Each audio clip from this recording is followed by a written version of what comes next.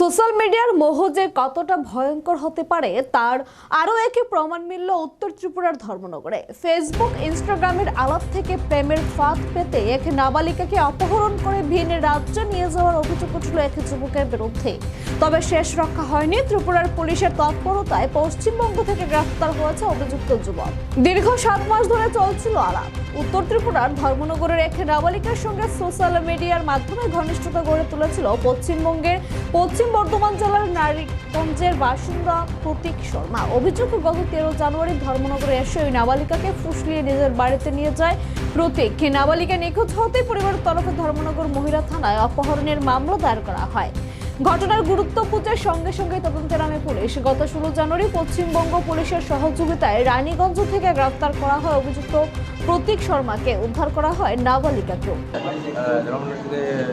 আমাকে ভালোবাসিল, তো আমাকে বলেছিল তুমি আমাকে নিয়ে চলে যাও, আমার বাড়ি থেকে খুব মারে।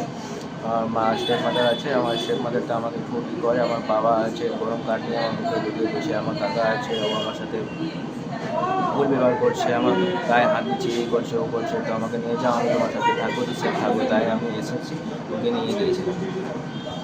মানে তোমাদের আলাপ কোথায় হয়েছিল? ফেসবুকের মাধ্যমে? না না, আমার ইনস্টাগ্রাম হচ্ছে।